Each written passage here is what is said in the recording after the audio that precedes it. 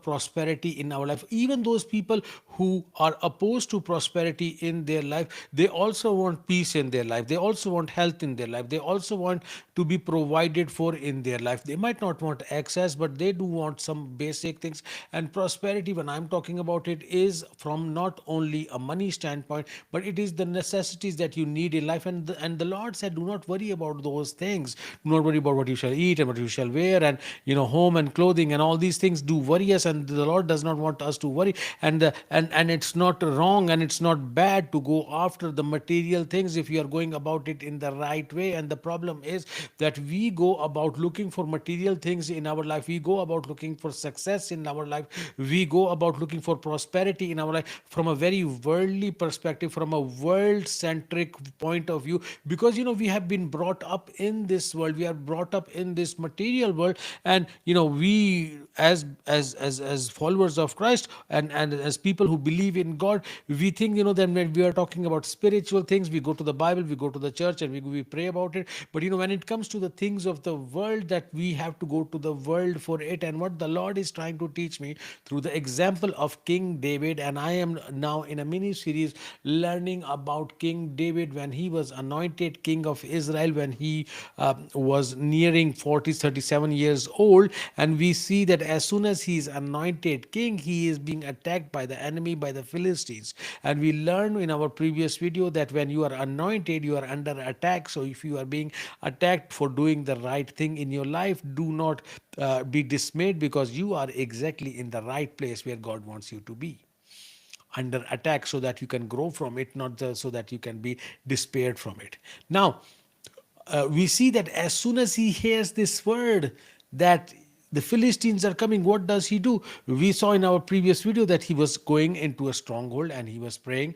We saw that in 2 Samuel chapter 5 and verse 17. It says, now when the Philistines heard that they had anointed David king over Israel, all the Philistines went up to search for David. So they've heard it, that King David is now king, and they are searching for him. And he does what? And David heard it and went down to the stronghold. David heard it and went down to the stronghold. Now, what does it mean went down to the stronghold? Exactly where is this stronghold? And if we will go into verse 9 of the same chapter, it tells us where the stronghold is, and it says, and David dwelt in the stronghold and called it city of David. So Jerusalem, now we're talking about Jerusalem.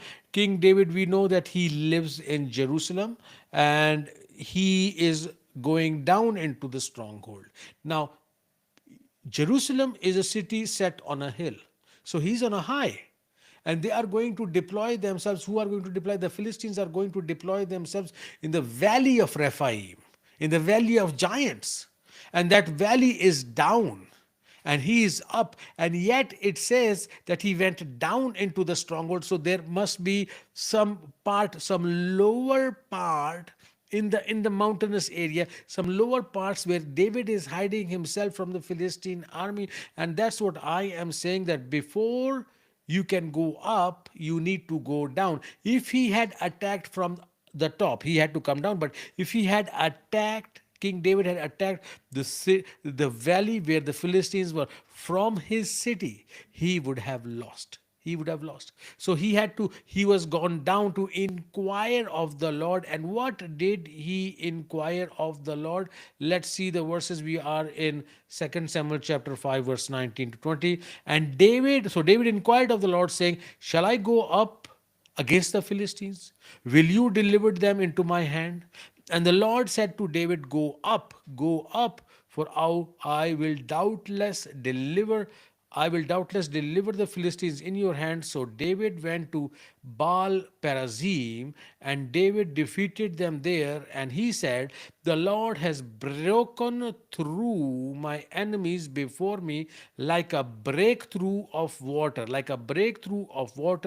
Therefore he called the name of the place Baal Perazim. Now, brothers and sisters, Baal Perazim, simply he named that place, he went to attack them. He named that place Baal Perazim, and it means a place of breakthrough, especially a breakthrough of water. this breakthrough of water is coming. This breakthrough of water is coming from where? This idea. This is like a dam, and the water is being collected, and the water cannot break through the dam unless there is a rushing water, and it comes and it hits at a very great force and speed, and it hits at a certain point of the dam, which is a weak point of the dam, and that one small crack can open the whole dam. And this is the strategy that God gave him. He was down, God said go up. You see, so where are the Philistine armies expecting David to come from up, but instead of coming from up, he is coming from down. And why was he down in the first place? He was down in the first place to seek the Lord. So in our lives, when we are seeking for prosperity, or when we are seeking for abundance, and when we are seeking to get ahead in life, and when we are seeking to reach somewhere in our life, before we can go up, and before we can go to the stage, and before we can achieve success, and before we can defeat our giants, and before we can defeat our enemies, we need to go down. And the problem is that it's a bit difficult for us as human beings to go down. And in this stage of my life, I am going down. You see, I've been a businessman for 25 years. The Lord told me to leave behind my business and become a content creator, become a preacher, and I am doing that. But I am going down, means that I am in a quiet place. I had to scale down. I have no source of income. I had to scale down. I had to take a very, very, very small living space, where basically in a very small living place, it's my studio, it's my living room, it's my bedroom, it's my kitchen. Everything is in the very small place, and I have to be here in the quietness, in the stillness, before I can come up, before I can take the stage, before I can be well known, before I can succeed as a content creator, or as a author, or as a speaker, or whatever. Before I can anything like that can happen, and I need to come down and be in this quiet place. And brothers and sisters, if we are not able to come to this quiet place, if we are not able to, because we want notoriety all of a sudden, we are living in a fast food, in a fast era, fast food time in our life, and we want everything quickly, everything at the tip of a finger, everything in an app. You just touch a button, it happens. The next day, the delivery comes. You just go through a drive through, you say you want this food, and it happens there. You want instant noodles, you want instant this, instant that. But you see, sometimes in life, nothing works instantly. You have to wait on the Lord, because the Lord's timing is impeccable, Lord's timing is perfect. And when you are in this quiet place, when you are in a place of no notoriety, the Lord will be taking you through so many phases in your life. The Lord will be teaching you, the Lord will be guiding you, the Lord will be showing you paths, and what to do and what not to do, which you will not be able to learn when you get that fame. Because you see, I'm talking about this from experience. Before, in my life, at a certain point, I did get fame. But what I did with it, because I did not know how to handle it, I became very proud, and I became very arrogant, and I lost it all. And this is why many people who get fame overnight, they lose it. And that's what the Lord wants. Before we get success, we must get we must we must learn to receive that abundance and that blessing from the Lord. And that can only happen in the place of this no notoriety, in the dark place, in a stronghold, in a quiet place. And then David got a strategy. The strategy was go up and break that wall of defense in the middle. And as he broke the wall in the middle, he got success. So what is going to happen when you are in your quiet place? You are going to get a strategy from the Lord. You are going to get a plan from the Lord.